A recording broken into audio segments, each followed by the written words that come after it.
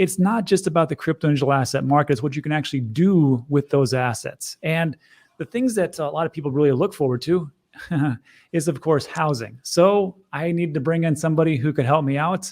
And Galiano, thanks for coming on from Boxabl. I appreciate it. Hey there. Thank you so much for having me on. And yeah, my name's Galiano, and here at our factory in Las Vegas, the company is called Boxabl, and we are trying to mass produce a new type of housing, hoping to make housing more affordable for everyone. Yeah. So listen, I stumbled across your website. I think it was, the first thing was it was an Elon Musk type of information, and that came out. Then I had a friend who was doing tiny homes, and of course my wife are into real estate. So it was kind of interesting. I didn't know your history into Bitcoin and crypto and the payments that you actually are taking. So I want to break this down real simple for everybody who does not know you. So first things first, just tell us a little about your Bitcoin history, because you've been in this longer than I have. And also, why did you guys create Boxabl? What's the availability? And then talk about crypto payments. And then everybody's favorite subject, we'll talk about government and the different hurdles you have to go through as they don't even follow their own rules. And lastly, we'll talk about next steps and what this all is. So first things first, Bitcoin. How'd you get into it? What's your history? Because I think it's kind of interesting of where people have come from. Yeah, big fan of Bitcoin, have been in it for about 10 years now. I got started back in 2013, kind of stumbled across it, started researching it, got more and more interested, was very sold on the idea, and then ended up starting a Bitcoin exchange business, which grew very quickly. This was like the Wild West, early days, complete, like every crazy dramatic thing you could imagine was happening. And, ran that business for a few years, actually took all the profits I made from the business and bought Bitcoin with them. So I was all in back in the day, basically had, credit card debt, no USD, just only Bitcoin. That's crazy.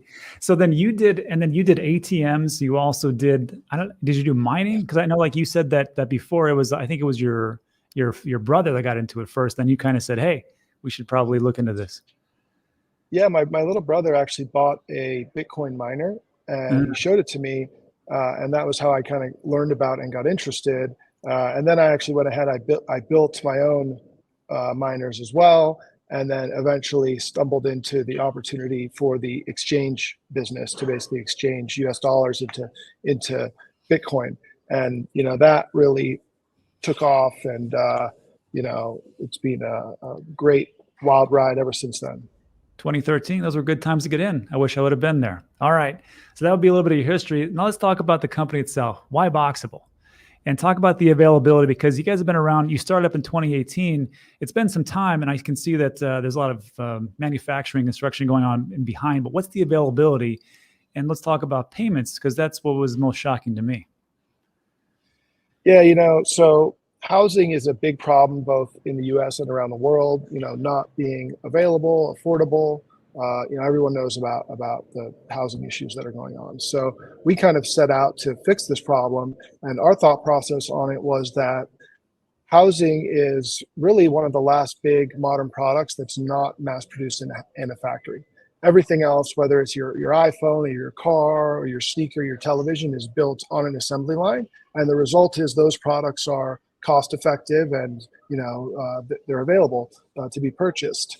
But housing is still being built kind of in an old school way, by hand, one at a time, on site, skilled trades, extremely inefficient way of doing things. So when we looked at this problem and said, why is that happening?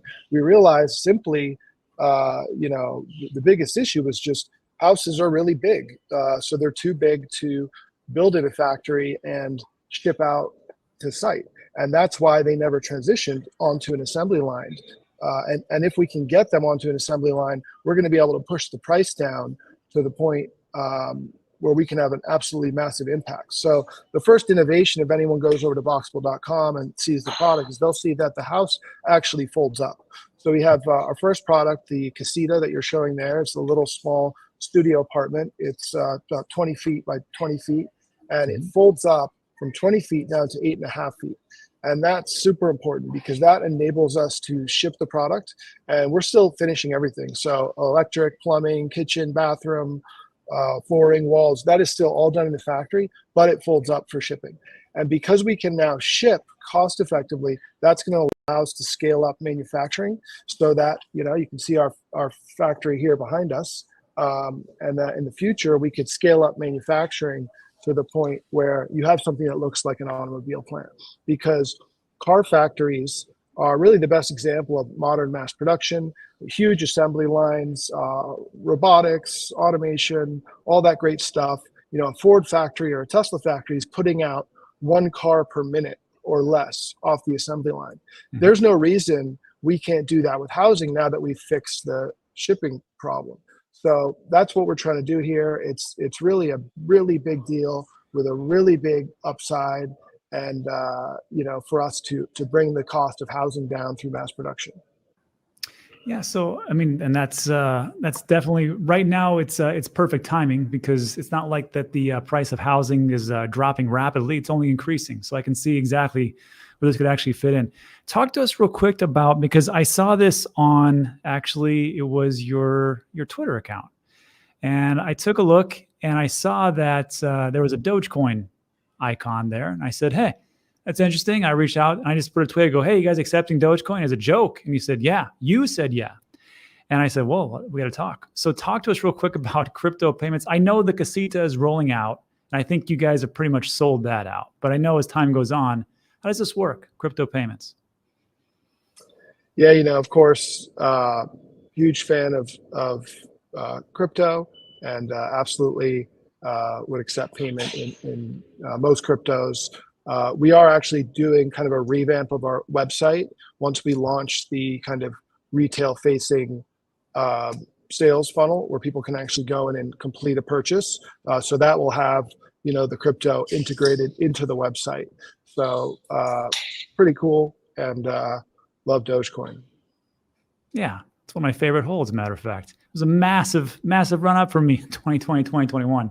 All right, so we talk about the good stuff. Let's talk about the bad, the government.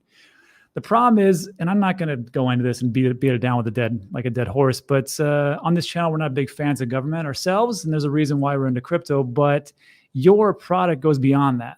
What's happening with zoning laws and regulations and things that you've come across, and how did you get across or get over that, you know, cross that bridge with the government, and especially military? Yeah, the government and regulation are a huge problem. Hurts everyone in the country on many fronts.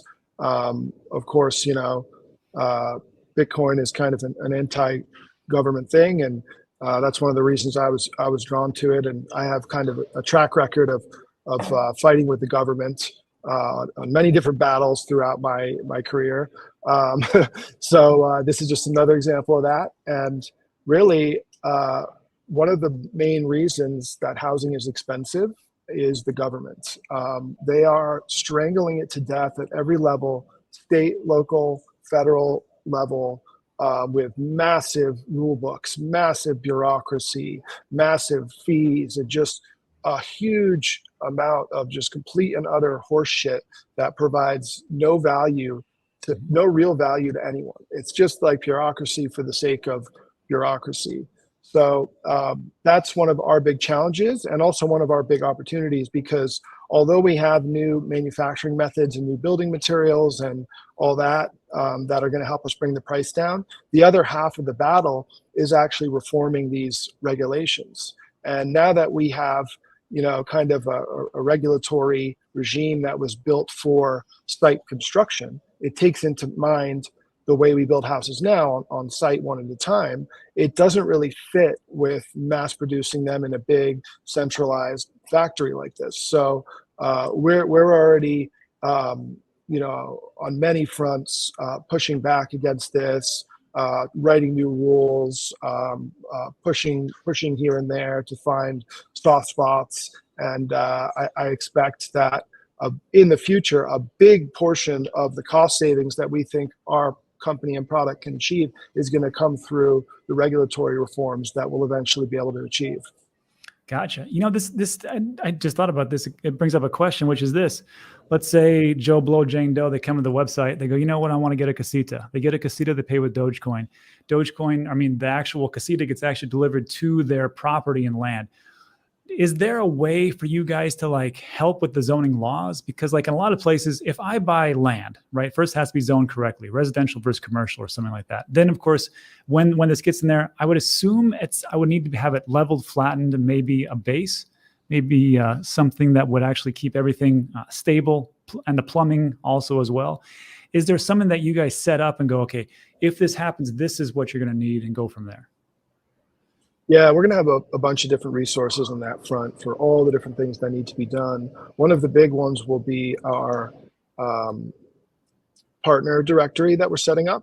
So basically a list of companies that want to work with us. So in most cases, you're going to need a general contractor who's going to handle the utilities, trenching, the foundation, probably the permits, all that kind of stuff. So we're about to launch a little directory on our site where our customers can go and talk to contractors in their area and maybe get a bid on the job that they want to do. And then they'll be able to connect the dots between us, the manufacturer of this, and then the final turnkey move-in ready product that they're going to end up with. Ladies and gentlemen, that is called cost savings, and that's called job creation. Excellent. Galiano, this will lead me to our last part, the next steps. What is everything moving forward? You just talked about putting everything as far as resources. Where do you guys see yourself? Because the casita is a very great idea, but I've seen on your website a couple like 2-story homes and then these little different modules that can stick together. Anything going on with like larger entities of what you guys want to build? Yeah, so it's important to note that we're not really kind of a tiny house company.